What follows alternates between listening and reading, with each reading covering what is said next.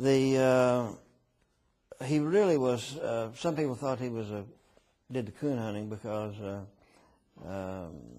it was popular, you know, and half the people out in this area were possum hunters, coon hunters, and so forth. But he had a great love for his dogs, and he spent, I think, half his time, instead of promoting his 15 big supermarkets, he'd get on the program in the morning and talk half of the time about a coon hound that had been lost somewhere.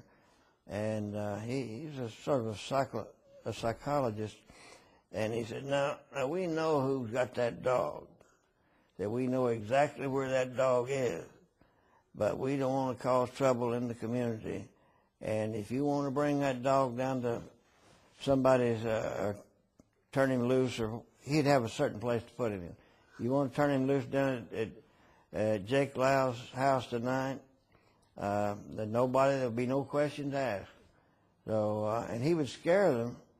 Now, if you don't bring him in, that we're going to bring the law on you, and if we have to go to that trouble, we're going to put you under the jail.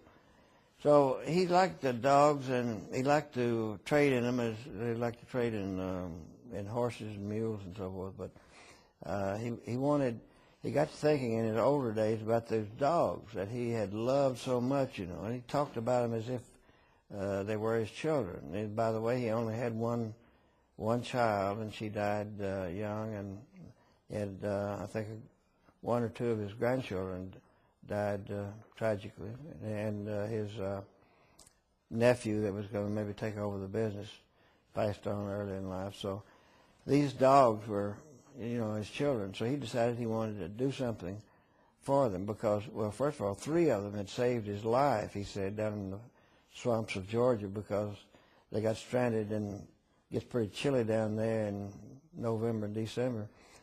And he had one hound on each side of him, one on top, spent the night, and he, as I say, that kept him from freezing to death.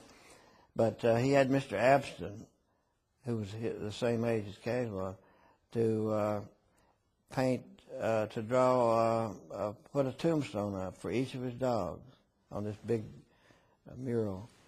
And Cas would stand there and tell him, you know, each one he wanted a little different, because that's old Loudmouth, and that's old something.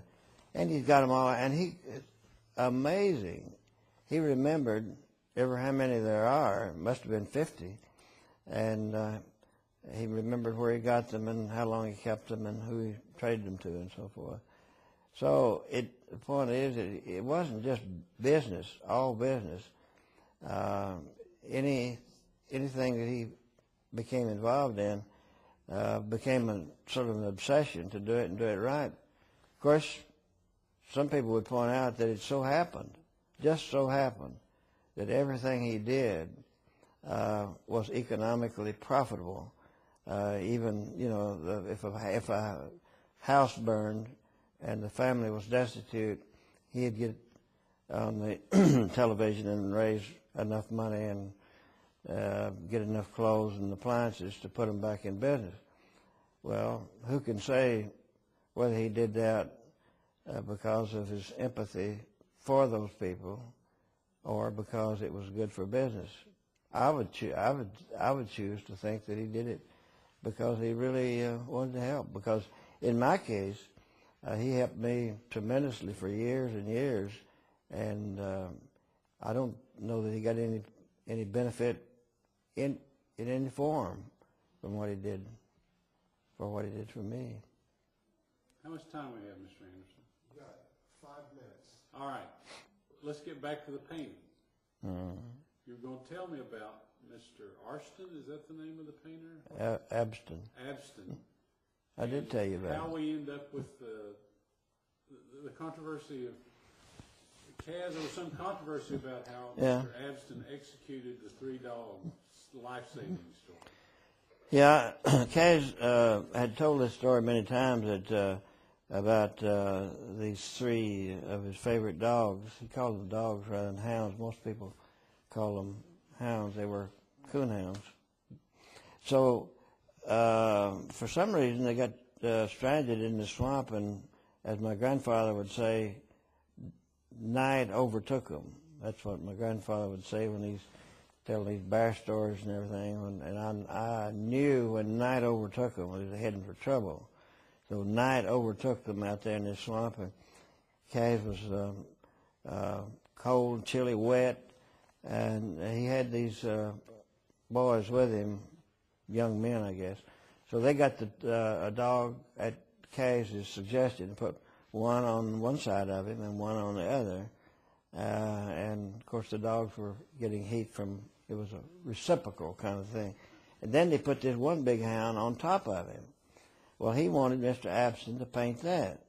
Well, Abston did the best he could, and Cas came in to inspect it, and he was furious. He said, Mr. Abston, you can't see me. He said, all I can see is the dogs.